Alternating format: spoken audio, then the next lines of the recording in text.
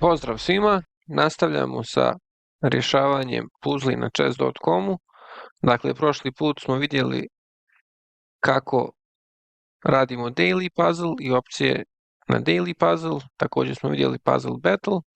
Sada ćemo vidjeti šta se dešava kada kliknemo na puzzle rush. Tu imamo 3 opcije na 3 minuta, da riješimo što je više moguće zadataka na 5 minuta, također uz 3 greške, isto kao i u puzzle battle. I imamo ovaj survival gdje možemo danas da uradimo par komada da vidimo kako to izgleda. Znači kada idemo na survival onda nemamo ograničenja vremena i možemo u potpunosti da se posvetimo rješavanju problema. Nema nikakvih ni poena ni bonusa za brzo rješavanje i postepeno taktika postaje sve, zadaci postaju sve teži i teži. Dakle, ovdje je vrlo prosto, rekli smo gledamo šahove i prijetnje. Prvi šah je top E1 i koji imamo i nakon kralj D2 koji je jedini potez možemo da priključimo drugog topa u napad i da damo šah mat. Ovdje također imamo samo jedan šah i taj jedan šah je mat. Ovdje slično. Također vidimo da su vrlo laki početni zadaci. Također samo jedan šah koji je u isto vrijeme i mat. A ovdje je možda ipak ne isto. Opet imamo dva šaha, no ovaj šah naravno nije dobar. Tako da dajemo drugi šah koji je mat. Naravno, zašto progledamo šahove? Pa upravo zato što taj šah može biti i mat. I onda uopšte mnogo je bitnije da vidimo sve šahove nego uzimanje, jer na primjer nekad možemo da, ne znam, uzmemo kraljicu, a da mi dobijemo mat. A ovako kada mi vidimo da li mi možemo da damo mat, naravno cilj šahovske igre je da matiramo protivnika, tako da šah ima najveću prednost kao pri računanju poteza. Znači ovdje imamo šah, to je sve greška, ovi su mogući šahovi za analizu, ovaj je također greška, imamo ovaj koji je ujedno i mat zato što se i top priključuje igri. Sad vidimo kada dama dođe na E3, da recimo top kao kroz rentgen kontroliše polje E1 tako da u stvari kraljica i top u isto vrijeme kontrolišu 6 polja na tabli, što je izvanredno, naravno. Također imamo i možemo to radimo i sa lovcem i sa kraljicom. Slično, što je strašno, zove se baterija dama i lovac. Mnogo jako oružje i dajemo mat. Ovdje opet imamo jedan šah koji je loš, drugi šah koji je loš i imamo dva šaha na prvom redu. Naravno mi hoćemo da držimo topa na drugom redu da ne bi kralj mogao da odstupi na drugi red, tako da top sa 3 ide na E1 i zahvaljujući skakaču dajemo mat. Opet imamo šah pa mat.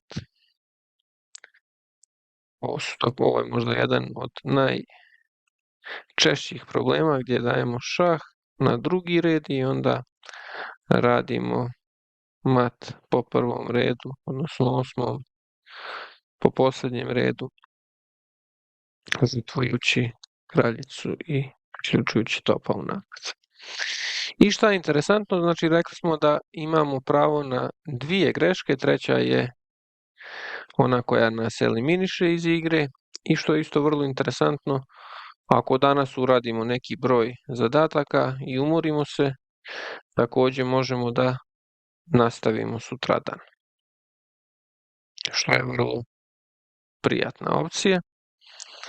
Dakle, nećemo ovdje, evo još ćemo ovu da riješimo, pa idemo dalje sa pregledom taktike na chess. chess.com. Znači opet gledamo šahove, ovaj šah je greška, pojeo bi nas.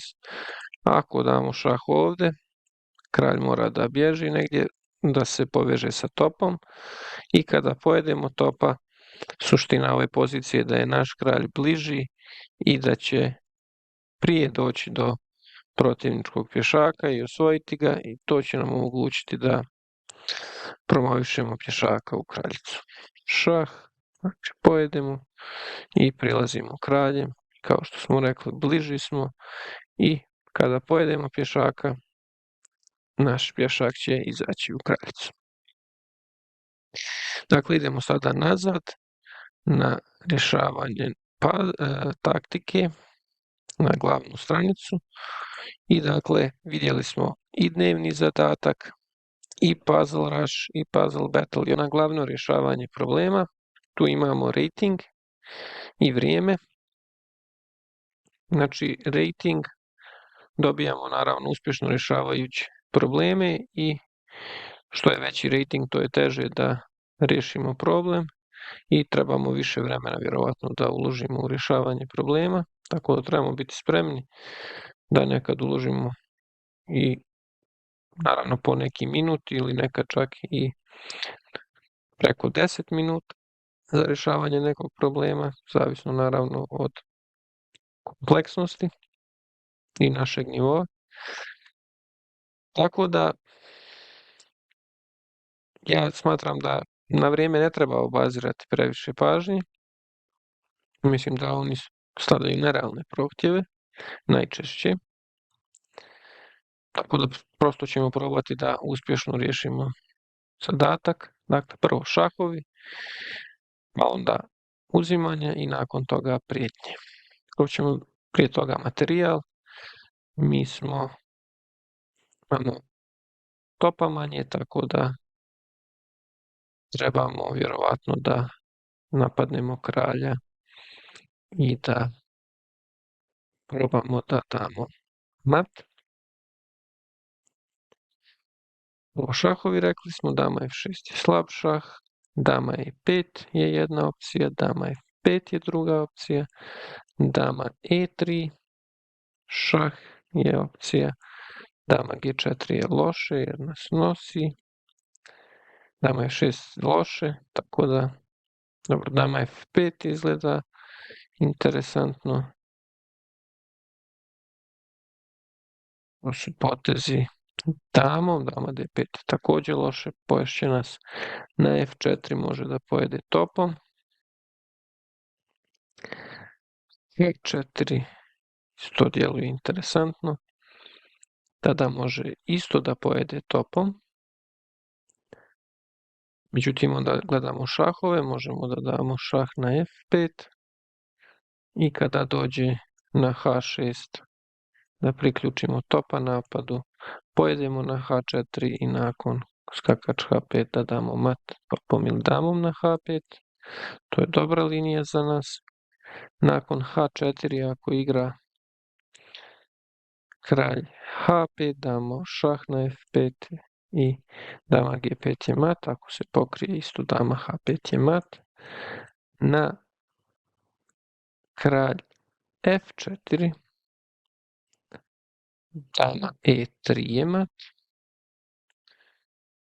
Bi još ostalo na h4 da kralj h6, opet imamo šah na e3 i nakon top f4 dama f4 je naravno na kralj h5 dama g5 i na g5 dama g5 mat.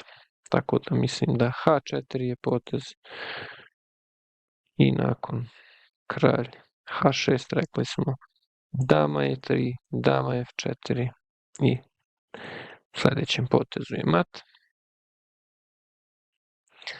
Ovaj put smo uspjeli da riješimo za 3 minute i 22 sekunde. Oni nam traže da riješimo za 25 sekundi, što možda je i realno, ali kao što sam rekao, zavisno od toga šta nam je cilj. Meni je cilj da riješim zadatak, a ne da dobijem bonus rating, poene za brzo rješavanje. Ja se trudim da ignorišem vrijeme i naravno da kvalitetno riješim zadatak. U svakom slučaju trudimo se što brže, naravno, da ga riješim. Dakle, to je to. Prošli smo kroz sve, i rješavanje problema, i dnevni zadatak, i brzo rješavanje problema, i bitka u rješavanjima problema. Dakle, posljednje dvije su više vezane za brzo rješavanje problema sa izuzetkom survivala gdje možemo, ali zadaci su također lakši, ali tu imamo znači neograničeno vrijeme i pokušavamo da nanižemo što veći broj tačno riješenih problema. Znači fokus je na brzom rješavanju problema i razvijanju intuicije i odnosno najčešće je također prepoznavanju problema odnosno prepoznavanje slika prethodnih koje smo rješavali, gomile matova u 1, u 2 kroz život koje smo riješili, naravno ostaju memorisani i mi ih prepoznajemo i tako možemo u djelićima sekunde da vidimo rješenje, dok sa druge strane samo rješavanje problema kao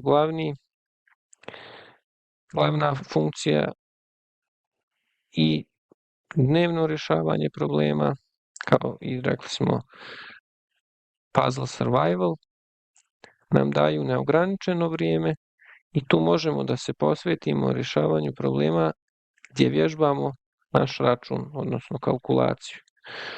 Dakle, to su, možemo reći, dva različita vida treninga.